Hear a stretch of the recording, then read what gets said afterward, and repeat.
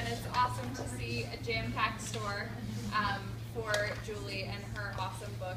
Before we get started, I'm going to make a couple quick housekeeping announcements. I'm going to hand things over to Dan, who's going to talk about our wine for tonight, and then Mary Gray James, our manager of Books for Young Readers, will introduce Julie.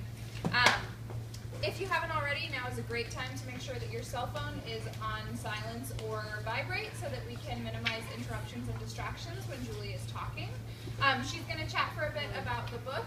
We'll have a chance for some questions. Afterwards, I will come out and make a quick announcement that will help the signing portion of the evening go really smoothly. So if you wouldn't mind, after Julie is done speaking and taking questions, stay exactly where you are, and I will make that announcement so that chaos will not reign in the bookstore tonight. Please come up and have some cheese and crackers. I think we're saving the cake for after, yes? Yeah. Sure. We do events like this all the time here at Parnassus, so you should check out our events calendar online at parnassusbooks.net. You can like us on Facebook, follow us on Twitter, or sign up for our email newsletters at the Register to keep informed about some of the cool things that are happening here. And if you're particularly interested in children's or teen events, when you sign up for our email newsletter, just write children's or teens next to your name and we'll make sure to add you to those interest lists. I also want to make sure that you all know about our incredible Young Adult First Editions Club.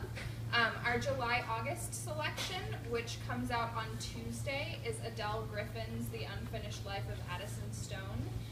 Adele Griffin has been nominated for the National Book Award for Children's Literature twice, and this book blew me away. Our September-October selection, which we have just settled on, will be Andrew Smith's 100 Sideways Miles, which is also, like, so amazing. This event is part of our monthly Wine with the Author series, which we host in partnership with the Wine Shop at Green Hills. They are just across the street, and they are super excellent. And Dan is here to talk about what we are drinking this evening. How's everybody doing? Who knew alcohol would get such a round of applause? Well, thanks for having me to Parnassus, and thanks everyone for being here. It's a really fun event series that we really enjoy doing month in and month out. This was a fun one for us. It was definitely very different.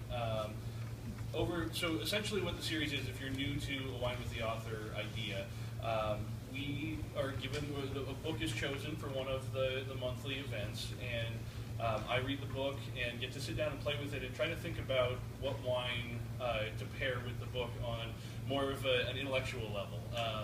We think about wine pairing with food and with places and with kind of moods and parties, but not so much with text. So it's kind of a fun exercise to see what you can find. Over the course of about a year that we've been doing this, this is the first nonfiction that we've done. So that definitely threw a wrench in things.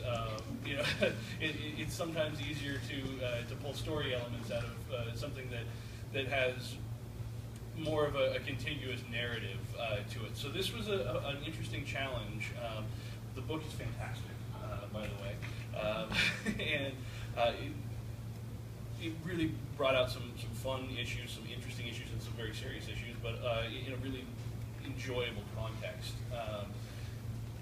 That being said, we chose to go a little bit more thematic with the wines. It was hard to pair exactly with the text, so instead we paired more with the material that the text was discussing. So children's literature, and in the idea of mischief in children's literature, we chose a winery and a winemaker named Charles Smith. His wines are under two labels, the Charles Smith Wine Company and K. Vintners. He's from Washington State, and if I could use one phrase to describe him, it would be a big kid. The man has never really grown up, I'm not sure, but his wines are spectacular, and they all have this great sense of whimsy. You'll see, if we're talking about children's literature and mischief, the Velvet Devil, Merlot, is what we have going on here, and Kung Fu Girl Riesling. And I find the labels themselves have given me a feeling of children's illustration as well, and even the names, the way he brands them. They're just very fun, and they bring to mind both fun, but maybe a little bit of danger, which is kind of like Charles himself. First time I met him, he was at a wine professional tasting event. Everyone was dressed nice, and there's Charles in Chuck Taylor's torn up jeans and an Iron Maiden tour t-shirt circa 1982. And clearly that was his element, and I think there's a sense of that personality, which is the dangerous kid that comes out in both the wines and definitely the style. So that's kind of where we went with this, and I really hope you enjoyed them. The white is a dry Riesling, or off dry I should say, just a hint of sweetness, and the red is a Merlot. If you enjoy them, please feel free to come up here. I've got 15% off cards for the wine shop, so that's the shameless plug for the evening. And thanks again for being here so much. Turn it back over to Steph. Thanks.